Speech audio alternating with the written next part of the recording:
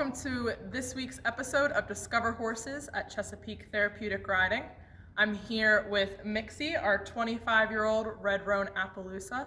Her full name is Just Moonstuck, and she is going to help us learn about hoof care today and how we take care of our horses' feet. Hello, as Miss Molly said, I'm standing here with Mixie today, and she is going to help us talk about hoof care. If you don't know, a hoof is a horse's foot. They have 4 of them, and hoof care is very important because without our horse's hooves, we would have no horse. Their hooves are really important to take care of so that they can be ridden and so that they can have a healthy life. So their hooves are kind of like our fingernails. They're made out of keratin and they are continuously growing.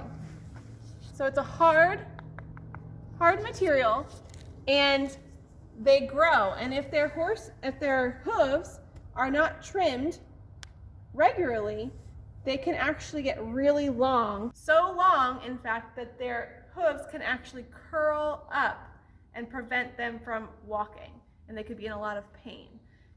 To ensure that our horses' hooves are healthy, we have to take care of them every day. And that means picking them out and making sure that they are clean.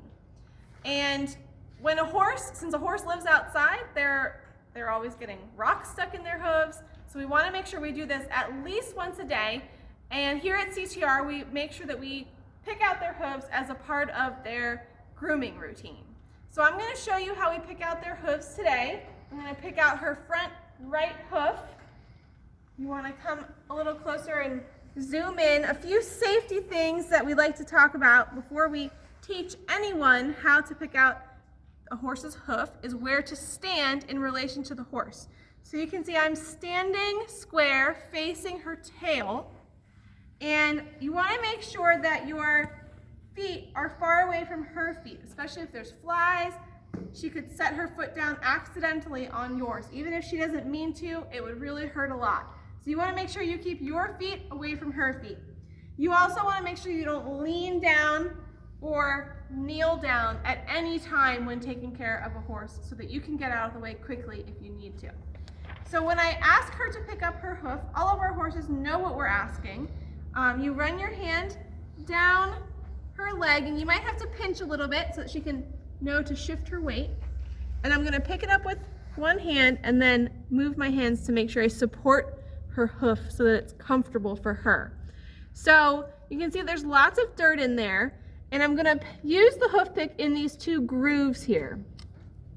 I'm going to slide it down on both sides, and you'll see a triangular shaped piece of tissue here.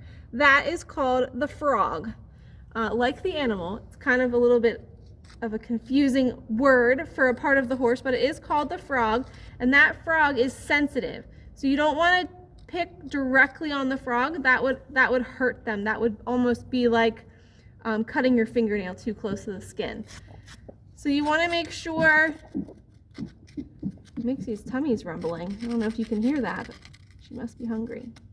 So you want to pick out everything, make sure you get out any rocks, and then you use the back of the hoof pick, this wire brush here, to completely dust it out.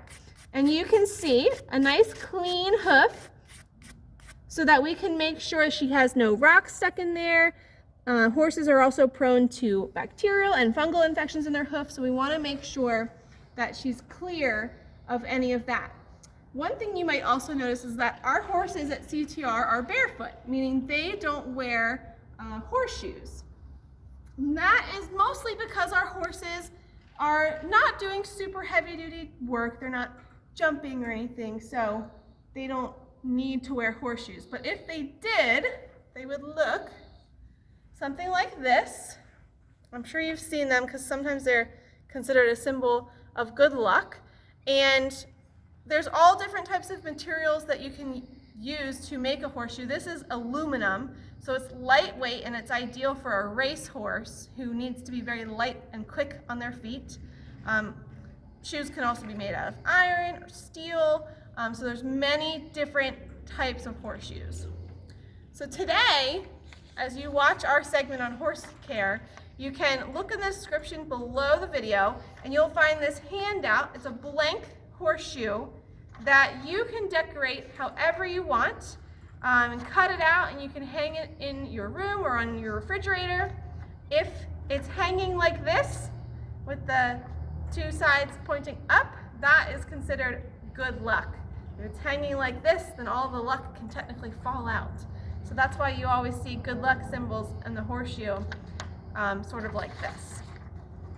So as you continue to learn about hoof care today, you're going to see a segment next about our farrier.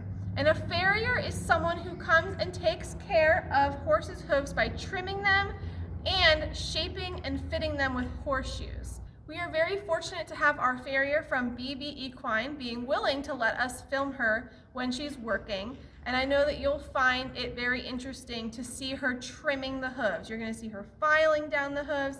And this is done every 5 weeks at CTR to make sure that their hooves are nice and trimmed and that they don't get too long.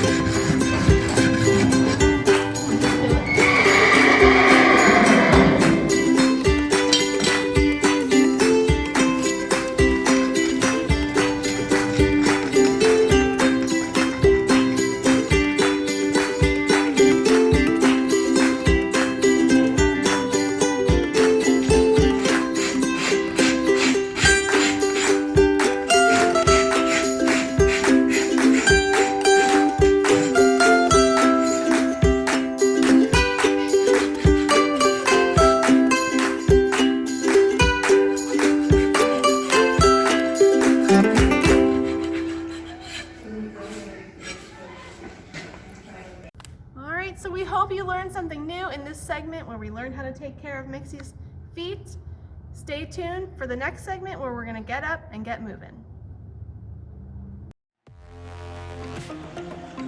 Whoa and go! Hi, welcome to the Whoa and Go section. Today we're going to work on some throwing skills with horseshoes. Megan today talked about hoof care, but we're going to put them to a different use. Normally you use horseshoes on a stick or pole. We're going to change that up today because it's hard to drive stakes in our arena footing. So we're going to give you some options. If you don't have a horseshoe, Megan and Molly both have bean bags. If you don't have a stake, we used our lead ropes as an option. We've got hula hoops as an option. We also have pool noodles as an option. And since our ground poles are lying over there so nicely, we could also use them. And they're going to take their luck today, no pun intended, because they're going to have to hold the horseshoe sideways. And horseshoes have been around since the earliest 5th and 6th centuries, and they were used by soldiers doing games. It was one of the first games. So I've got Megan here. She's got bean bags and horseshoes. Okay? Her job is going to be to try and throw them into the hula hoops. If she wants, make it a little challenge for herself, she can designate those hoops as a number. Maybe we could put letters in them, she can spell words, but today we're just going to make it simple for her. She just needs to try and get it in one of the hula hoops. Molly, the hand, she's going to throw the same things, but she wants to throw it between or past the hula hoops. Again, she can designate if it's between the blue and the light orange, it's 1 point. Between the blue and the dark orange, it's 2 points. And if she throws it too far, 0 points. So we're going to start out, ladies. You can pick bean bags or horseshoes, whatever you want. Take a toss, see what we've got. Oh, in and out. Ah, 2 points for Molly. Did you give a point? 1 point. I gave it 500. 500. Okay. Wow. I only have 2 points. It's a good thing Megan gave herself 500 out there. Okay. Oh. How much is that one? Only 3. Wow. Alright, so you can see you can make up any type of throwing game you want. We used horseshoes because that's what we used today for our segment, learning about hoof care. Make up your own game, put some point scores in there, have yourself a good time.